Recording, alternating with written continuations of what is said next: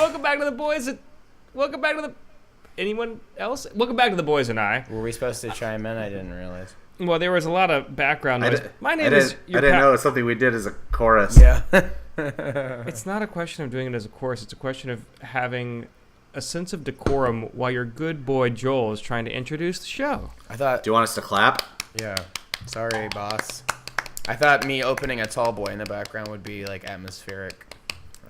Welcome back to the goddamn boys and I. Welcome back to the boys and I. Mm-hmm. I'm your boy Joel. I'm your boy Jeremy. I'm your funny country boy Brett. Teehee. I'm We're wearing all kind of country boys. I'm kind of, sort of. Yeah, we are. I'm wearing a coonskin cap, though, right now, so I'm the most country boy.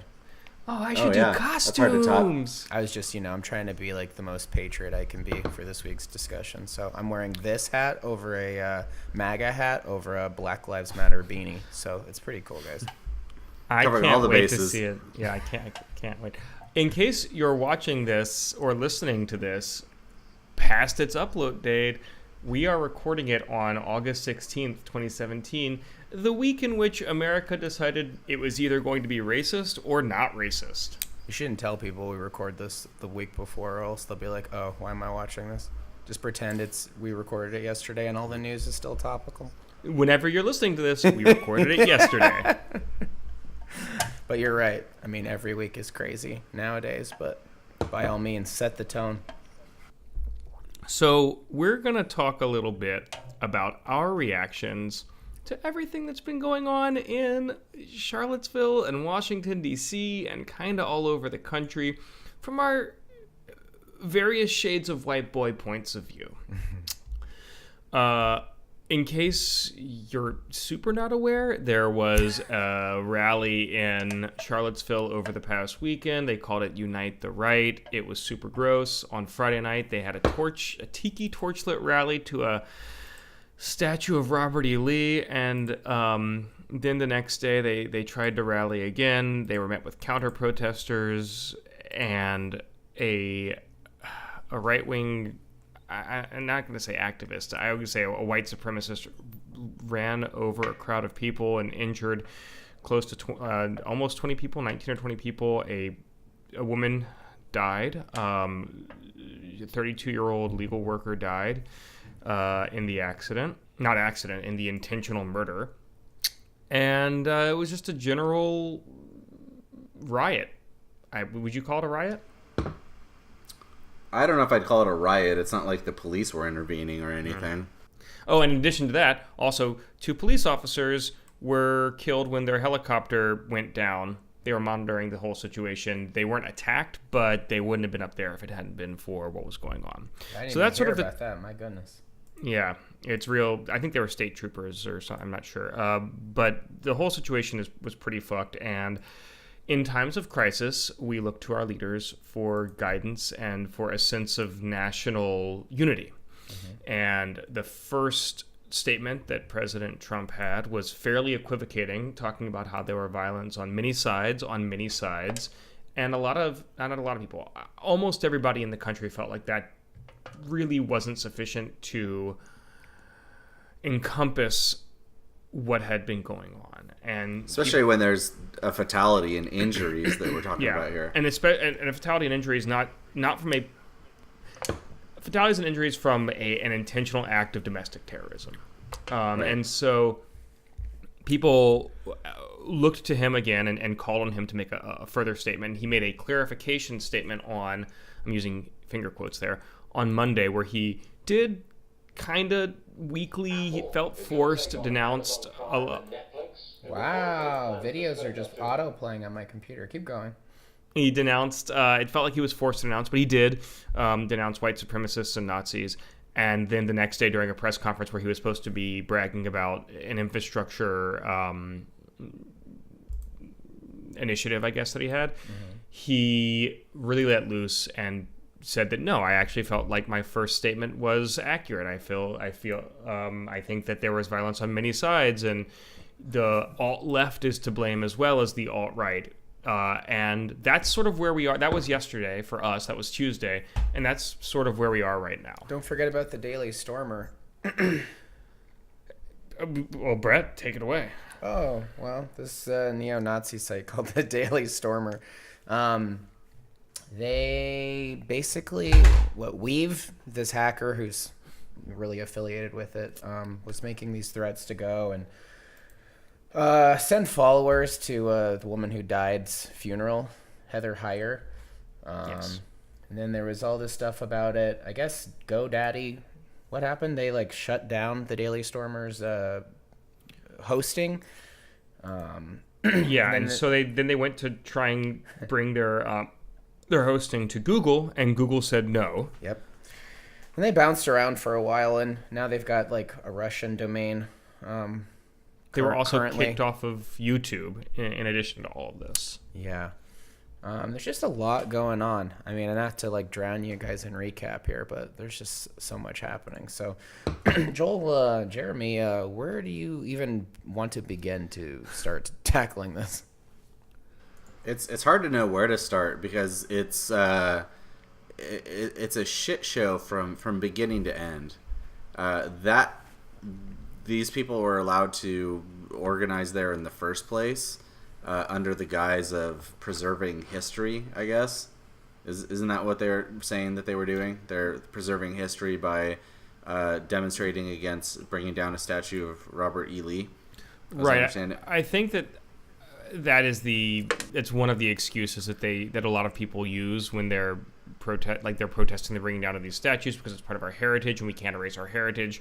But when you're heritage-focused, history-focused protest includes the majority members of your groups saying stuff like, Jew will not replace us, and blood and soil, and using other kinds of language that I don't particularly feel like using. Yeah, it's not like people that were along for the ride there were like, hey, whoa, let's take this down a notch. Yeah, right. You don't I'm see people like breaking off from that and saying like, oh, this is going a little too far. Everybody's like right there in lockstep with it, in goose step with it, if you will. And even on the face of it, I think that argument doesn't really hold water because a statue of Robert E. Lee to me is like having a statue in Germany of Hitler and having people go, oh well, that's our history that we're trying to preserve.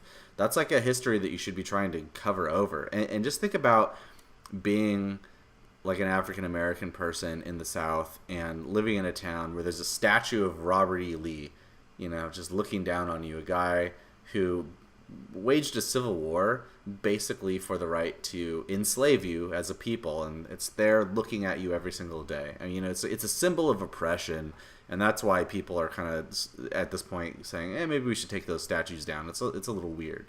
Right?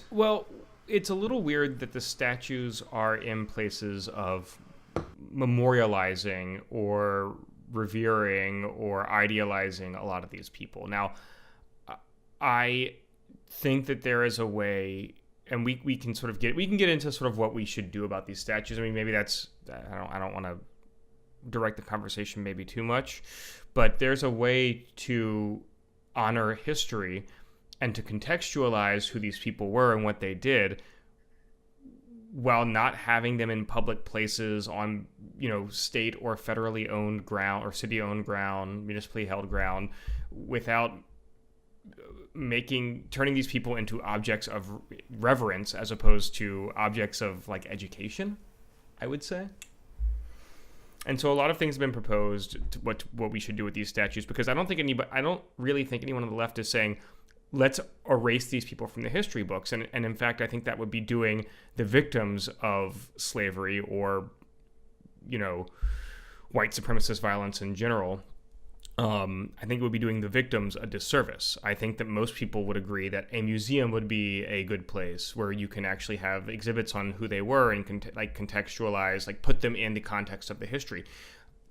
I shared a link earlier today. I was lucky enough a few years ago to go to Budapest, and I went to a park there called Memento Park. And after the communists were kicked out of Hungary, they tore down all of their communist statues, but they put them into one location where there are exhibits about how the communists were able to take over and who was complicit in that. And the statues, you can go and look at them, and indeed I did, but they're all in one location, and it forces you to think about what they represent in their totality, as opposed to just leaving them where they were because they're part of their history or something like that. I just think like the whole conversation is kind of null and void when you consider the intent of the people that are protesting, because they basically just want a preservation of the white supremacy that existed then and that these statues are a symbol of now, right? That's what they're really protesting. Right. We didn't really dismantle the infrastructure of racism when the Civil War ended, and in fact, it still exists very much today. We didn't exactly do what Germany did at the end of World War II, right? Like, we never really fully confronted it. A lot of the leadership of the Confederacy was kind of delivered a slap on the wrist and kind of went on with their lives, as I understand it. I'm not a historian. Well, they tried in Louisiana. Louisiana actually, I think, was the first state to have a black governor, and it was immediately after the Civil War during Reconstruction. It was a Reconstruction governor, but there was an immediate backlash, and as the North withdrew from Reconstruction and disengaged, a lot of the people that had been leading the governments and the city and statewide governments of the South came back into power and reinstitutionalized effectively, like segregation. They legalized segregation, and they legalized, like, the Dred Scott decision basically institutionalized racism in the South. See, and in modern times, all of those people, all of the participants in that would have been tried for war crimes and imprisoned or executed for treason. And I understand that there's a lot of reasons why at that time that may not have happened. When you're coming out of a civil war, that's a little different than an international conflict, and you don't want to destabilize the whole country. But the fact that we're just now confronting the issue is a little alarming. And I think that a lot of the people that are showing up for that protest are if they claim to have any other reason other than supporting white supremacy, it's completely false. And the fact that the president of the United States is not necessarily really condemning them and really kind of giving them a wink and a nod and acting like there's this alt-left that is equally culpable, I think is just an indication that he is also himself a white supremacist, straight up. Jeremy, do you remember last summer when the alt-right first sort of came to national consciousness? We were working, trying to sort of report on this stuff a little bit at SourceFed from ideally, hopefully, it was somewhat an entertaining point of view. And we found it really difficult because anything you would say, people would jump down our throats and say you're liberal cucks, and they enjoyed the, I guess, the confrontational nature of being alt-right. And you came into the office one morning and you were so frustrated with trying to speak to these people on sort of an intellectual level that you said, fuck it, let's just form you literally said, let's form an alt-left. And we joked about it that morning, but you kind of can't. And there is no organized alt-left. I think that there are far leftist groups, but there's no version of the alt. No, there's no organization for a lot of the reasons that we talk about on the show pretty frequently, and that's there isn't really a consensus of what an alt-left even is or would be, and there is very much a consensus on the right, because this is something that I feel has been orchestrated for a long time, and in fact, there is a leadership and a hierarchy to it that we're seeing come to the surface more and more. That goes all the way up to the White House, that uses, technology and marketing and influence to radicalize mostly young white males to sort of engage in this campaign of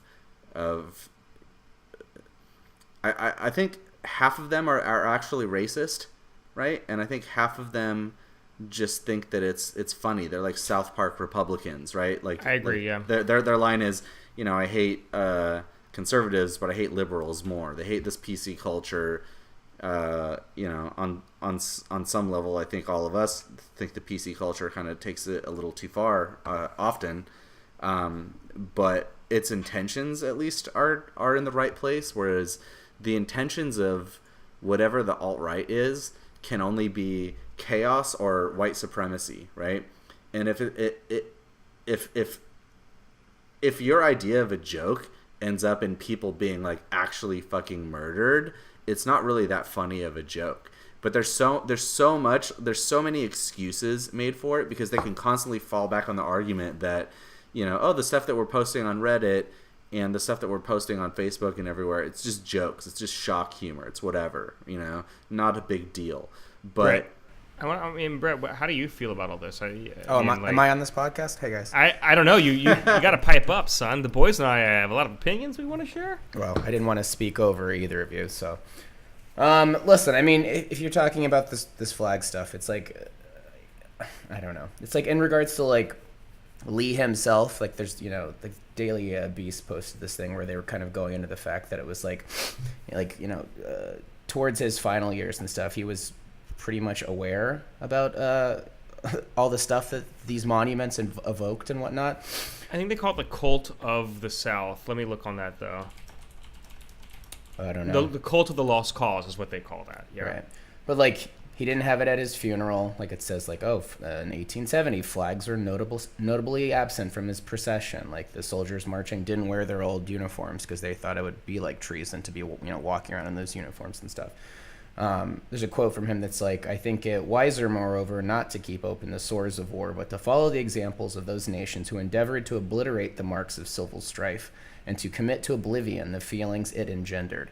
So it's like, I don't know. The problem is just like everything in our culture right now is such a, it's so incendiary where anyone takes one step in one direction, the other side, takes it twice as hard, right? So it's like, people are like, all right, well, let's take down these symbols of this. And then,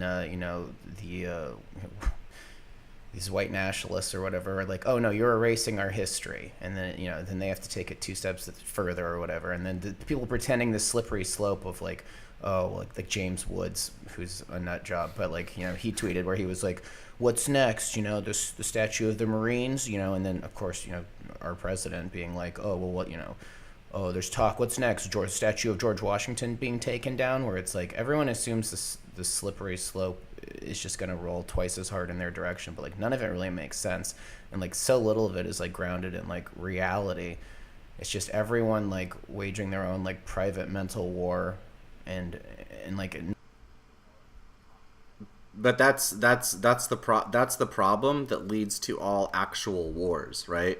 When you cannot have a rational discourse, when people are not speaking from a place of reason or even reality, when alternative facts are being bandied about, what can you do but commit violence, right? Do you think that there's any chance at all that we don't see an escalation of violence between, what we're referring to as the alt-right, but really let's call it what it is, white supremacists and white nationalists and neo-Nazis, right? And the alt-left, I guess, which is basically, for the most part, well-meaning anti-fascists, wow, who are seeing themselves as wanting to be on the right side of history in an active and participatory way, right? You got people that are showing up at these things armed to the teeth with automatic weapons and assault rifles. So far they haven't been using them, and it's all been for show. But what happens when people that identify as leftist, whatever that means, show up with weapons also? Right? So are we going to see an escalation to violence when reason fails? That's already what this whole Antifa culture is about too, where it's like, again, like everyone's in their like dangerous cosplay of 2017, where they're like, no, it'd be cool if I showed up in chainmail, and someone else is like, okay, but cool, but we're going to wear black masks so no one knows who we are, so we can, fucking do some vandalism on the way if we feel like it. And it's just like, again, like the escalation on both sides of just like, the less you see each other as people and the more as you see each other as like these like fantastical adversaries on the other side, it just like doesn't help anything. Yeah, but historically, like, intolerance is not something that you can meet with tolerance, right? You can't go to a group that's basically proposing intolerance of other people and say, I'm going to tolerate you and we're going to talk it out. I'm not There's even no talking it out with them. I'm not even saying like to tolerate them, but I'm just saying like just I don't agree. I mean, just for the record, Jeremy, just to I make don't it clear agree with that. I think that you can meet intolerance with tolerance, and I think that discussion is the best way. I think that like actually talking on a one-on-one or on a small group of people level is the best way to engage. You're having to undo years of brainwashing for that to happen, right? In order to become like an actual Nazi, you have to either be born into a family of Nazis that teaches you those values, or you have to be basically preyed upon by a recruiter who's going to radicalize you the way that like an ISIS or an Al-Qaeda would, right? And you're gonna and it's a process that takes a lot of time and a lot of effort, and it's something that's happening all over the internet right now, right? Right, and it's on purpose. It's orchestrated by people that really believe this shit, that are really pumping it into people that like don't really believe it but could believe it, and it's very sophisticated in its methods. The Department of Homeland Security had a successful program to de-radicalize a lot of these right-wing militia, white nationalist, neo-Nazi type people, and it was just defunded. It was just now defunded by the Justice Department or the Department. I don't know if it was Homeland Security or Justice Department. Because we've got people in the highest level of government who are actually engaged with elements of this white supremacist movement. Listen, I understand why it was defunded, but what I'm telling you is that there are programs that work, and the programs basically are talking to people on a 101 level, meeting intolerance with tolerance, and saying, you know what, rather than confronting you, I'm going to have a conversation with you. That's what the programs are, for the most part. And in your experience, has that worked? Has that worked online? Well, that's what I'm telling you, is that these aren't online programs. You have to actually, you have to get offline to do this. Now, we live in an online world now, dude. But I just don't know. I don't understand what you think is to be gained from this like culture of thinking where everyone suddenly is like, hell yeah, I'm gonna fucking take it to the streets, and then you go down and get the living shit beat out of you by a fucking 6'5" white supremacist who knocks some girl out with one punch because she thought she was fucking invincible, when like. It's again like this frenzy mentality of everyone thinking like I'm not hell I'm not yeah, saying let's fucking dress up and fucking. I'm not saying it's helpful, and I'm not saying that I'm gonna go like dress up and go like fight white supremacists, right? But I'm saying that historically, there have been times where fascism rears its head and it becomes dangerous and it spreads really fast and it actually ends in genocide, right? And this has happened many times. Could this happen now? We got a president who's a white supremacist. I mean, what the fuck? How much worse could it possibly get, right? And like when you had actual anti-fascists in the past, they were also 6'5", kick-ass dudes, and they would fight each other, and they at least gave it a shot. For the most part, they weren't successful. Gave it a shot. Like, I don't understand again, like what you think the end of this is. Like, they were gangs of New York, where they all meet in town square and we just blast each other to death, and that's the end of the discussion. They were rounded up and imprisoned and executed by the fascists, right? And that's what fascists do. Like their whole platform, for those that take it seriously, is genocidal. Right? So Jeremy, I don't understand what you're saying. Like. How so? If Antifa or Antifa or Antifa, I'm not sure Just call them anti-fascists. It's easier. It's one more syllable. Yeah. If the anti-fascists weren't successful, and if one-on-one, face-to-face conversations, you feel like it seems to me like you feel like that's a waste of time. I think that's the most valuable tool. I'm not saying it's a waste of time. I'm saying it's for the most part ineffective. No, effective? Because it's. But Jeremy, what you're talking based about, off of what?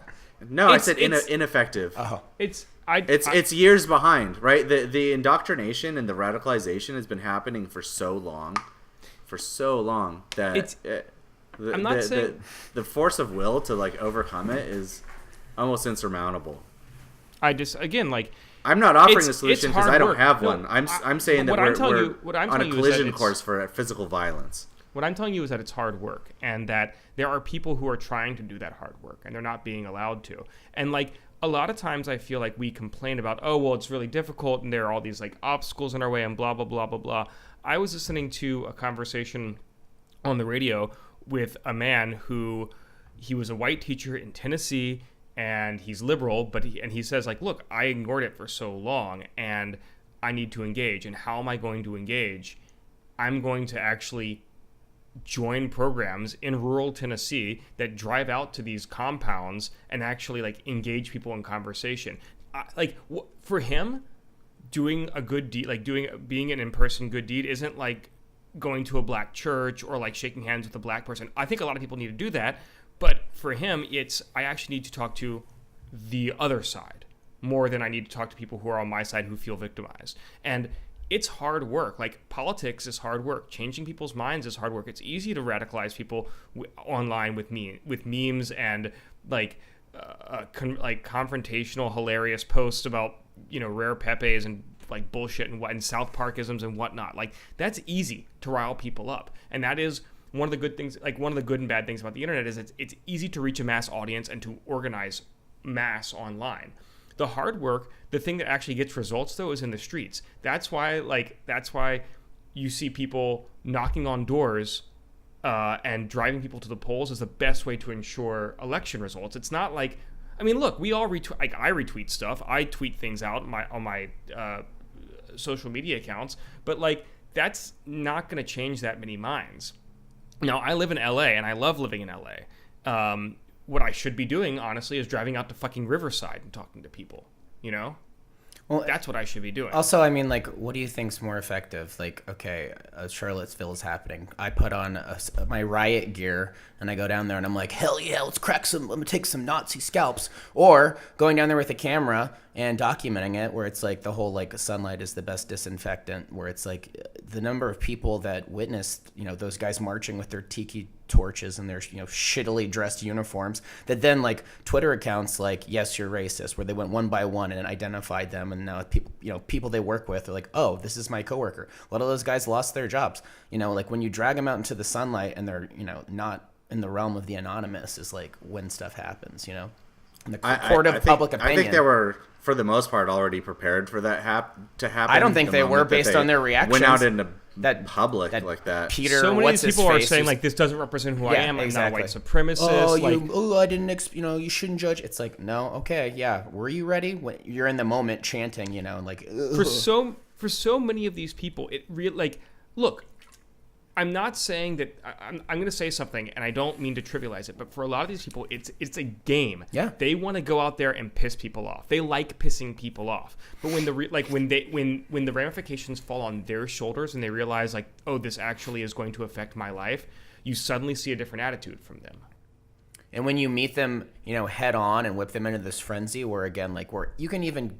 And I get that it's fucked, right? The fact that he didn't, isn't like distancing himself from that, our president or whatever. But it's like when you even give people the chance to be like, oh, there's violence on both sides. Look how bad it is on both sides, and distract from the obvious. And I get that that's a fucked thing that should even have to be explained. But like, just like, don't play into that. And that's like the kinds of, mentally unstable personalities that already want violence. It sounds like they're showing up with guns. The only solution would be to just ignore them entirely, to not even film it or anything.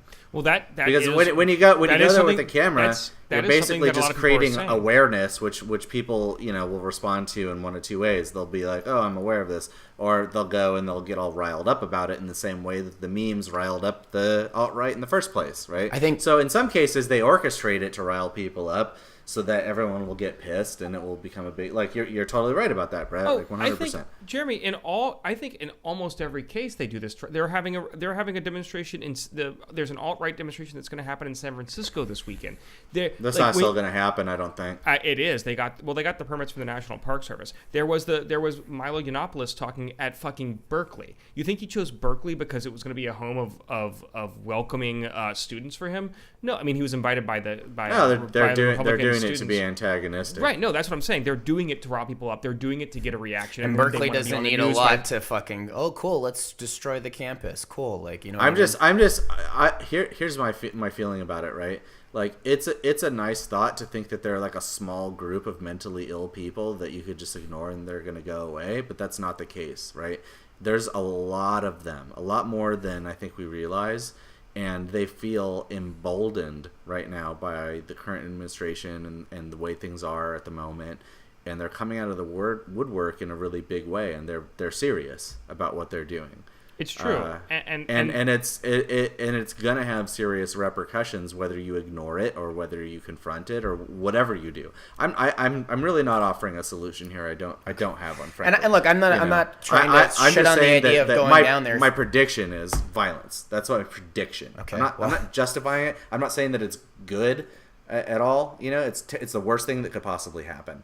But I will be shocked if it doesn't come to that. The fastest route to that is more of the same. And again, I'm not one of those people that's like, don't hit them, let them whatever. But like one day someone's gonna try to reenact the Richard Spencer get punched in the face gif, and they're gonna get shot in the face, and it's only gonna go downhill from there. And that's like 100% where we're at on both sides. It's just like escalation.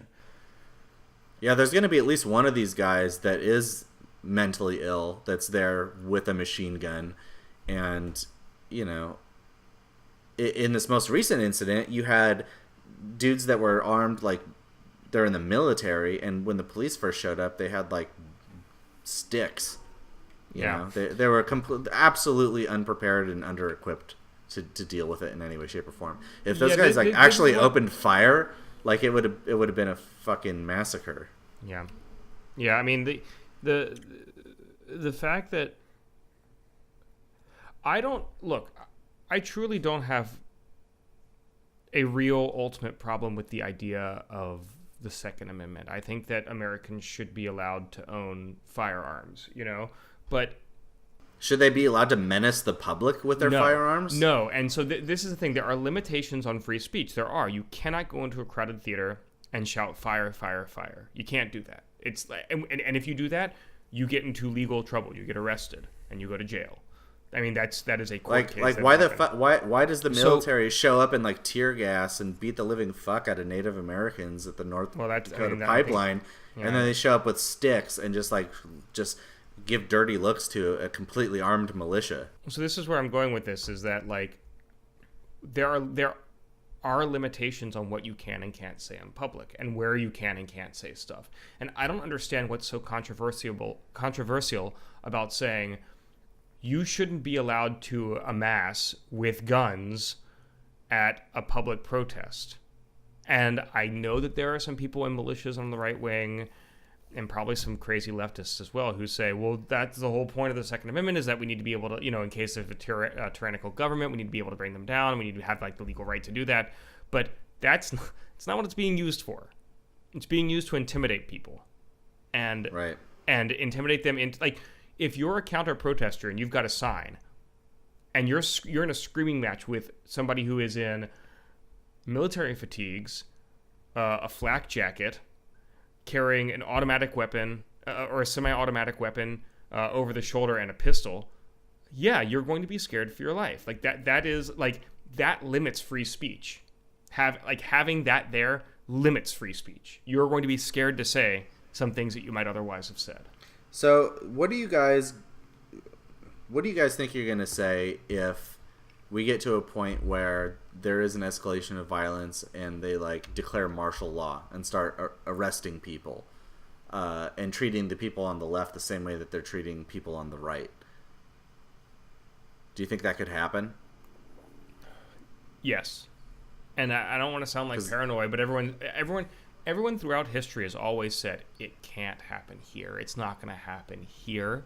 That's how it always happens, and we are like always happens. We are living in like an absolute like paint by numbers version of that. And and to me that's why being vocal protesting, talking about this in podcasts, talking about it publicly on Twitter, but also privately, like one-on-one, is so important, is because that's how you prevent this kind of stuff from happening, I think. What would I do? You just continue to become more active, I think, is the only thing that you can do. You enter local government, you know? Like, as this thing progresses in steps, as this thing has been progressing in steps, I've always been fairly politically aware, but I've been paying so much closer attention, and those are the steps you need to take, is just being aware of what's going on around you, you know? I guess. I mean, you know... What are you gonna pistol and like sit in your doorway? Awareness isn't worth anything. We learned this during Coney 2012 or whatever the fuck. Awareness has no value. That's right. It's disagree. So there has to be action. There has to be some sort of action. So what's the action? What's the action? Leads to action, Jeremy. You BJ can't just go from goes 0 to 60. Yeah, That's fucking absurd. I just don't understand what other than hyping the hysteria of this, like what if it's that's useless, then what's your answer? What do you do in this situation? You lead the resistance. You become Jeremy Azevedo, leader of the resistance, and go on a killing spree and get the most Nazi kills. Like I don't understand how that line of thinking doesn't just lead to more of this fantastical thinking that got us in this place. I don't have an answer. I mean, maybe Joel's right. Maybe getting involved in local government, if you feel, you know, like you have a shot at it, is perhaps the only thing you could do. I think there is something to documenting it. I mean, like especially, you know, telling these stories, and even watching like the Vice thing got a lot of views on it this week, where it's, you know, do you think it changed any minds? No, but I think it was very different to have heard about it on the news and then to see a lot of on the ground conversations with the people involved and people that, especially the, you know, mentalities that are occupying a lot of those guys that are leading those charges, where it's like... Here, Jeremy... Oh, sorry, go ahead, Brett. I want to jump in when you're done. I mean, and realizing the line where it's like, yes, there are people that embody the worst case scenario of like what, you know, almost like stereotypical bad guy. We hate Jews. I am the bad guy you think I am. And then all of the lines that precede it of other people who might, you know, fall into this, and where, you know, like it helps you understand it better. And I am glad I watched it, and like I don't know that it like changed my mind, but it helped me recognize some things. I'm gonna paint a little picture here, Jeremy. I don't necessarily think Vice might have made somebody who was a white nationalist not a white nationalist. But what I do think it might have done is made somebody who felt like, I mean, somebody like me who pretty much agrees with everything that they're saying and like is kind of aware, realize just how bad things are. So somebody like me takes the next step and donates to the Southern Poverty Law Center, for example, which is something I've done this week. One step down, you look at mainstream media. Somebody who is watching CNN, who might be like middle of the road on the political spectrum, and who was like, hey guys, I didn't vote for Trump, but let's give him a chance, is watching this and saying, you know what? We should probably not be Nazis around here. And it turns out that a lot of the people that are in government might have views that I really don't agree with. And even if I might want a tax cut, maybe they're kind of scummy. Maybe they are. And then even on Fox, people were saying stuff like, the anchors were saying, we tried to get Republicans to come in and defend Donald Trump from his speech yesterday, and they couldn't find a single lawmaker in Washington to come onto Fox, a Republican lawmaker to come onto Fox to defend Trump. And that, I mean, if you are... I mean, I hate to keep being a contrarian, but the reason why they did that is completely political, and not because they're not going to vote for the same sort of racist institutional things that they've always voted for. They're not going to change their behavior. Listen, I'm not disagreeing with that, but like, and I don't, and I think you're right. I think that most lawmakers are probably not going to change their behavior. But if you're a 65-year-old white guy who voted for Trump because you wanted a tax cut, and you also like, and like he seems pretty Christian or whatever, and you see what he's saying, and you realize that none of your representatives are going on to defend him, if even Fox is having misgivings about this guy at this point, like there are, again, I don't think that Vice is going to make a white supremacist not a white supremacist. But I think as you sort of go down the different levels of media and see how they react, people are going to start realizing, like, people are going to become more aware of what's going on, and their views start to change, and that will reflect in the ballot box, and that will reflect in donations to political and non-political organizations and charity organizations. Like, that's how it manifests. And that's why awareness is important. And moreover, like, recognizing the battlefield for what it is, where it's like, again, well, I'm sure it's extremely cathartic to go down to a rally and hit, you know, some skinhead in the face or something, but like, again, like this guy Weave, right? He's this hacker who, you know, is associated with the Daily Stormer and stuff. Where it's like, you know, like Anonymous, right? People sort of have this mental depiction. Generally speaking, right? It's like this white hat, sort of progressive, you know, hacker collective. Where a lot of times, you know, for people that don't understand it, they might as well be wizards, right? As far as like, oh, wow, look, beyond the reach of all this political stuff, people who can't protect their information, like they can reach down and sort of strike with that, like, you know, God lightning. Right. But then you've got someone like Weave, who is absolutely, like, you know, the worst of the stuff that's like put on the Daily Stormer. But like, you know, he's which is funny because he was sort of billed as a Robin Hood previously. Right. Well, when he first came to national attention, it was like, oh, he's just like, you know, he's not really a criminal. He's being criminalized for something that he, you know, exploited, but didn't necessarily commit a crime. Like, let's make this guy a poster boy, right? And then they find out he's a neo-Nazi. Right. And now he's living in an undisclosed location outside of the U.S., you know, and it's like, yeah, he's the CTO of the Daily Stormer. They just moved their domain to a Russian server. It's like, he's got the ability to operate like that, where it's like he can mobilize. They can reach out and touch you with that sort of like, you know, like God thunder of like something like Anonymous, where it's like educating yourself on stuff like that can be much scarier through like social engineering than just like, oh, cool, I got in a fight with a skinhead at the protest. You know what I mean? Yeah, honestly, if people wanted to combat what's been happening, they might be better off learning how to do influencer marketing and coding and all the things that the alt-right has been doing in order to radicalize these people in the first place. 100%. Yeah, maybe there does need to be an alt-left that has even sicker memes. Sicker memes, dude.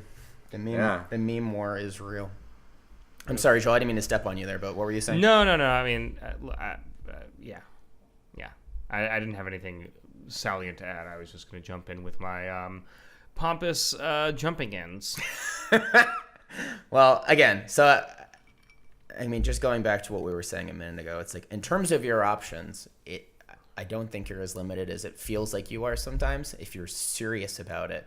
But I think the easiest options are often the ones that have like the least amount of actual results. Like, almost all of these require time and whatever, but like...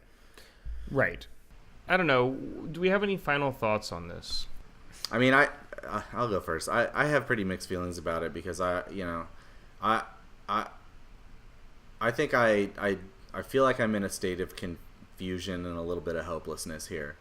It all looks very, very grim to me based on what's happened, and you know, normally I look for, you know, some sort of I don't know, bright light to work towards, and you know, I've definitely tried to be more politically active, but at this point, you know, I'm struggling to see a solution that doesn't see things getting worse.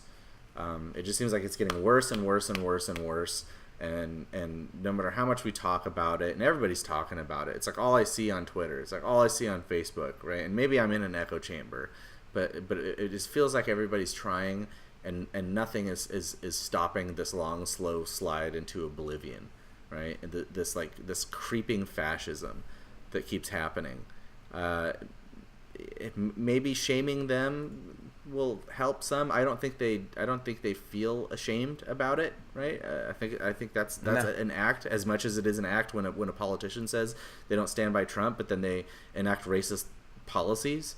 You know, so you know, I having this conversation with you guys has been helpful for me. I feel like Joel's hopefulness, as usual, kind of like brightens my perspective a little bit, you know, and you know, Brett, you sort of have like a no nonsense approach to it. That's sort of like, I I don't know, puts up a wall against the hysteria that is like creeping into me. Yeah. You know, like I feel like I'm becoming hysterical. You know, Yeah. and I feel like a lot of people are becoming hysterical, and you know, I think we all need like a little bit of stability right now.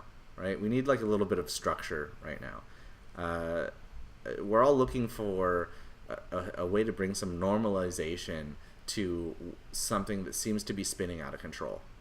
You know, and like I've said 10 times before, I don't feel like I really have answers right now, and I'm trying to work it out, you know, as I'm speaking, right? And I think that's what a lot of us are trying to do. You know, so I hope if anybody identifies with this in any way, shape, or form, that they found this a little bit instructive and maybe, you know, found a way to be a little bit more hopeful. But I'd love to hear your final thoughts on it. I'll pick up on that. I'll give Brett the last word. I'm going to pick up on that idea of looking for something hopeful in this. I've been consuming a lot of media this week. News sites, blogs, vlogs, friends' social posts, tweets, and there are a couple of things that that I've taken away. Two things that I've taken away. One is that I think between like the late 90s and through Obama's presidency, we became fairly complacent that things were going pretty well. And look, like, yes, there was a depression, whatever, a recession, but things were going pretty well, and we were on these guide rails, and we didn't have to care as hard because our caring was taken care of for us, for lack of a better turn of phrase. Other people would care for us and make things happen, whether that's governmental programs or, you know, having roads fixed or making sure that people aren't Nazis, for crying out loud. And my takeaway is that more and more people are realizing that no, caring about stuff is something that has to happen on an individual. Everybody has to care. You can't disengage. And this culture that we've built of disengagement, I think, is coming to an end. I've seen more protests, and I've seen more people in the streets, and I've seen more people caring on Twitter, which used to be a site about like hilarious, fun jokes, and now is a site where people can share information. That kind of caring. Charitable donations to the ACLU and the Southern Poverty Law Center, like which I mentioned earlier, are up this year astronomically. And I take heart from that. That's really good. The other thing I take heart from is one of the pieces of media that I consumed that I watched this week that had a really interesting point of view. I don't know if you guys know Trey Crowder. He calls himself the liberal redneck. He's on YouTube. He's really insightful, fun to watch, has a really unique point of view. And he posted a video in the wake of all this, and he made a pretty big point, and that's we're not witnessing some resurgence of white nationalism and of racism. This has always been there, but these are more. His point is that these are more the death throes of that. Old 65 and 70-year-old white guys who, you know, were raised conservative and, you know, believed in Ronald Reagan and voted for Nixon, they're all dying. They don't like the fact that our nation is changing, that we're a majority-minority nation, or we will be. I don't know if we are now or if it just happened or if we will be in the next few years, but that's happening. They don't like the fact that Texas is going to be a brown state, and it's, you know, brown in skin tone and blue in, you know, politics. And these are the death throes of those people. They are raging out right now, and they're freaking out about it. And yes, not a lot of the people on the street that you saw were old people. They were young. I get that. But they're being encouraged and funded by old white people. They're dying. The other point that he made in his video, and I'm going to quote him, he says, Trump proved on Saturday that in refusing to pick a side, it's the same thing as picking a side. And trust me, historically, that ain't a side you want to be on. And he's right. Historically, at least over the last 300 years, the forces of rationalism, tolerance, and inclusiveness have always won, time and time again. And I can't help but believe that they're going to win again. That's my takeaway. That's my positivity. I hope you feel it too. Landing somewhere between optimism and hysteria, I guess, but still grounded in cynicism. I think it's a beautiful idea that all the old racists are dying, but I think there are plenty of new ones that are being reached by the tools of the age, whether that's memes or social engineering or websites like the Daily Stormer that show like Streets of Rage, style white guy video game graphics beating up the black dudes. I think the best thing you can do though for yourself is not opt in on the various echo chambers and sort of just try to educate yourself across all levels and try and, again, to use the language of the right, play the 4D chess where you're seeing the battlefield beyond these individual skirmishes and stuff where it's like, oh, okay, well, I don't feel empowered, arguing on Twitter or on Facebook or going to a protest or whatever, but maybe there is a way where I can feel empowered, whether that is, online stuff, on the level of like, coding or any of the things we've talked about today, or like, through law or, defeating them on the state level. Like there's so many avenues to combat it where you don't have to just dive into the rhetoric of like, oh, are you a cuck, whatever.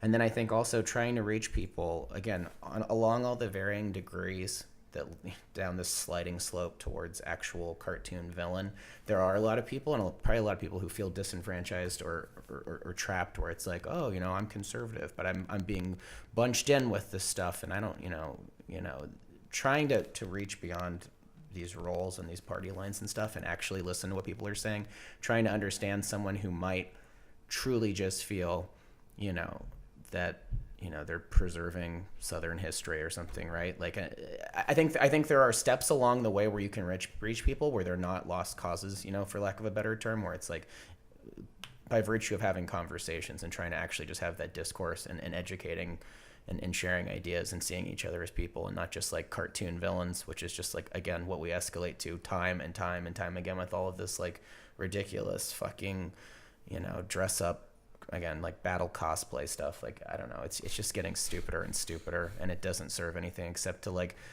give you satisfaction in the moment and sort of let you have some of that like fantasy, like the fantasy of violence, which pervades our culture. So of course that's like an easy go-to, but you just got to be smarter than that, I think, and allow yourself the time to distance yourself from the media chatter, which I think can wind you up to hysteria really easily. So but by no means was I trying to, a lot of this was entertainment conversationally. I didn't mean to belittle your desire to go out and beat up some Nazis. Go buy Wolfenstein The Old Blood and play through it, get that cathartic thrill, and then go find a way that like has a little bit more lasting resonance. So that's my take. Yeah, if I had to choose my favorite mass media Nazi smashing, piece of entertainment, obviously Indiana Jones for me. There you go. Okay, well, a very that was probably our most substantial, serious episode of The Boys and I so far. That was the least funny one. Yeah. A sobering think about The Boys and I had my tall boy, and I was like, Jesus, I shouldn't have even had anything to drink. For the purposes of our conversation as three individuals with three slightly different-minded approaches to it, I think it was worthwhile. And if nothing else, this conversation will hopefully maybe encourage other people to give it a shot too. Because it's not that hard. It's fun, and you might be surprised. So, yeah, I mean, honestly, as a young father, seeing danger everywhere I look, I think just calming the fuck down and looking for a silver lining has been cathartic for me, at least. And that's a huge perspective that we can't really appreciate either. So again, of course, as a father, like that's huge. So I mean, totally. It's weird. It wouldn't, I don't think I would normally react the way that I do.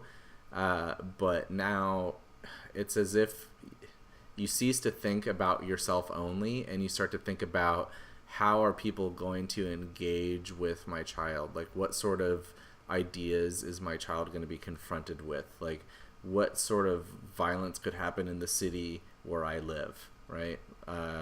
And that makes it a little bit more real. So I think that's what a lot of people are dealing with also. But that's that's been our show for today. It's been our lighthearted podcast about digital Waka entertainment. waka. Yeah, our industry talk show. Great. Yeah, we'll make sure to put a really silly thumbnail together for this one. Oy vey. Lord. Thanks for listening or watching. If you enjoyed our show, be sure to like us on YouTube and turn on your notifications so you know. It's really important that we get a lot of feedback on this stuff in the first 24 hours. If you liked us, if you listen to us on iTunes, be sure to leave a review. It helps people find our podcast, and we'd love to be talking to more people about this stuff. Maybe they'd be interested in hearing three varying shades of white guys' points of view from Los Angeles. And if you're listening on SoundCloud, why? I like it. But that's cool, But that's cool, man. I'm not going to argue with you, I guess. If you're listening for the first time, we cover a lot of ground on this show, so depends on what you're here for. But yeah, Jeremy, do you have any projects you want to plug at the end of the show here? Yeah, if you want to see something that is the tonal exact opposite of today's episode, I would go check out Mod Garrett's Geek Bomb channel, where we're doing a show called Fungeons and Flagons, where we play our own version of D&D that's like real stupid. It's real fun. How spoilery are you allowed to preview episodes of that show? Oh man, I will tell you this. We recorded 3 episodes last night, and this is a show where whenever somebody rolls a 20 or a 1, this is a 20-sided dice for those of you that have never played a role-playing game, somebody has to take a shot, and there were so many 20s that were rolled. Normally we would do 2 episodes, and for the first 2 episodes we were just finishing our glass. I had the brilliant idea to A, do 1 more episode so we could get a little bit more buzzed, and B, take a shot of tequila instead of finishing our glass every time somebody rolled a 1 or a 20. I am still hungover. A full 24 hours later. I mean, it was a mess. When you see, I guess this will be the 5th episode, just watch out for how absolutely fucked we are. It's real fun. Yeah. And we got some special guests that you're going to see, some familiar faces for fans of OG SourceFed. So that should be fun. I would like to plug CCTV, which I made a guest appearance on this past week. If you didn't watch it, we actually did talk a lot about digital media and the business thereof. If you're interested in hearing the origins of myself or Brett or James and Alex from Cow Chop, or the origins of Cow Chop itself, watch that episode. I was really glad that the guys came over. I don't get to see them as often as I'd like. They came to my house. We recorded on the old Boys and I set, which is my backyard. We had lavs, so it sounds pretty good. So it sounds good. Thank you, Brett and Alex and James, and who else was there? Trevor and your Jacob intern. and Lindsay or somebody. Yeah. Whatever. Thanks, everybody, for coming. And be sure to watch that in case you haven't. Yeah, I'll just say if you aren't using it already, make sure you use our vanity URL, youtube.com/boytalk. I can't believe we got it. Can't believe nobody else had that. What are the chances? Yeah, I mean, truly. So it's unbelievable. Bless up. I will be in Germany next week in Gamescom, so either there will be a special guest next week or we will take a break. We will see how the fucking chips fall, my friends, but... Ooh, baby. Until then, Jeremy, will you sign us off? Yeah, thanks for watching. Follow us at The Goddamn Boys on Twitter. And until next week, I'll see you in hell. Bye-bye. Did he cut out? Did he actually say I don't know. Just in case. I did. Bye-bye. Yes. Bye.